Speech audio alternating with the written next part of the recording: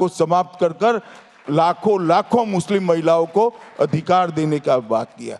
आज़ादी के बाद महात्मा गांधी, जवाहरलाल नेहरू और सरदार पटेल का वादा था हमारे आसपास के देशों से रिलीजियस माइनॉरिटी को नागरिकता देने था, पूरा नहीं होता था। तुष्टीकरण की राजनीति कांग्रेस को रोकती थी।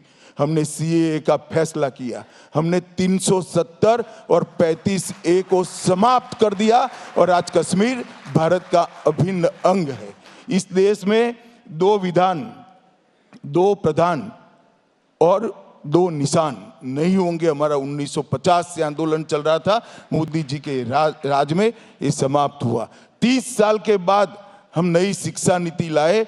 भारत की मिट्टी की सुगंध भी वहाँ है, हमारी संस्कृति का संवर्धन भी है, हमारी भाषाओं का सम्मान भी है और विश्व की सबसे ओपन और आधुनिक एजुकेशन पॉलिसी हम लेकर आए। ये भी एक बहुत बड़ा कठोर फैसला था।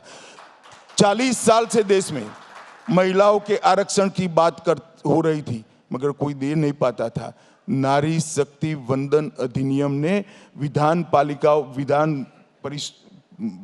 मंडलों में और संसद में 33% मातृशक्ति को आरक्षण देकर आज उनको नीति निर्माण में सहयोगी बनाने का फैसला किया।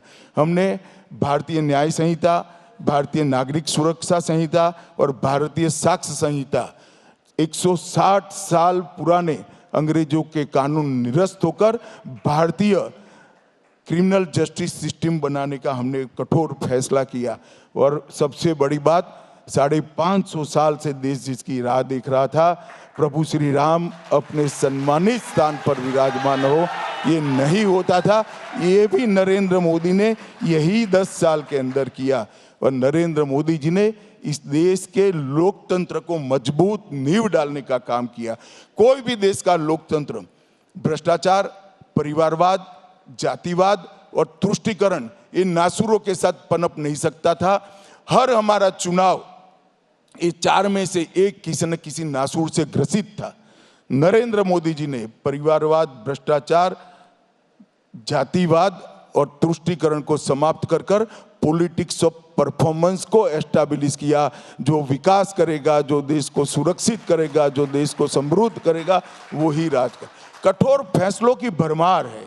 अब क्या कठोर फैसले, तो समय जो आएगा हम करते जाएंगे। हम राजनीति के अंदर परिणाम की चिंता कर वोट बैंक कर राजनीति नहीं करते हैं। हम देश हित में राजनीति करते हैं। देश के हित में क्या है वो हमारा फैसला होता है, दल के हित में क्या है वो हमारा फैसला नहीं होता है। गृहमंत्री जी, एक चर्चा बहुत ज़्यादा है, अगर हम शुद्ध राजनीति की एक और बात करें, वो ये है कि प्रधानमंत्री जी दूसरी सीट से दक्षिण से चुनाव लड़ सकते हैं, ऐसी चर्चा चल रही है। मत पढ़ो ना, इसमें पार्लियामेंट्री बोर्ड का काम काहे को आप करने लगते हो? अब हमारी पार्टी ज्वाइन कर लो भाई, अगर ये सब जानना है तो चले। विपक्ष के एक बड़े आरोप पर मैं आता हूं। वो आरोप लगा रहे हैं कि सरकारी एजेंसियों का दुरुपयोग हो रहा है। उनका यह आरोप है कि ईडी जैसी एजेंसियों का गलत इस्तेमाल हो रहा है। देखिए, ये हमारा भ्रष्टाचार के विरुद्ध अभियान है। किसी कांग्रेस के एमपी के घर से 350 करोड़ रुपया मिले, कैश मिले, और कोई कहेगा हम पर कोई कार्यवाही नहीं करो क्योंकि हम एमपी साहब हैं। किसी मंत्री के घर में, तृणमूल कांग्रेस के घर से 51 करोड़ रुपया कैश मिले, गिनने के लिए मशीन कम पड़ जाए, गर्म हो जाए मशीन एसबीआई की, और वो कहेंगे हम पर कार्यवाही न करो भैया। कोई भर्ती में घोटाला करेगा, कोई गाय की तस्करी करेगा, कोई कोयले का घोटाला करेगा और कहेगा कार्यवाही नहीं करो। इस देश में अदालत नहीं है क्या? अदालत में जाना चाहिए।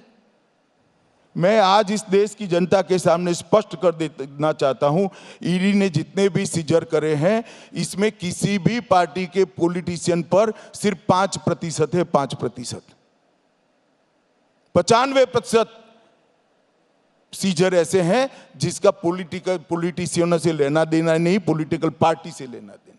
ये भ्रांति फैलाई जा रही है और भ्रांति वो लोग फैला रहे हैं जो भ्रष्टाचार करना चाहते हैं, भ्रष्टाचार में आकंठ डूबे हैं, जिनका शासन ही भ्रष्टाचार कर रहा है। इनसे और क्या अपेक्षा कर सकते हैं? 10 साल में 12 लाख करोड़ के घपले।